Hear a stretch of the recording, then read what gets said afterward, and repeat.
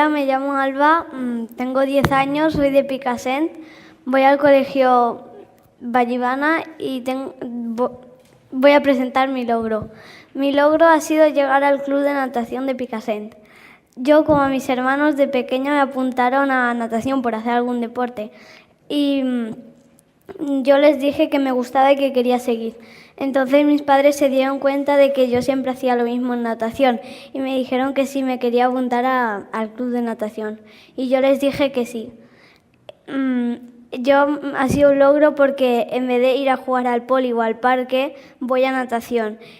Me lo paso muy bien con mis compañeras y a las diferentes competiciones que voy. Y os recomiendo nadar,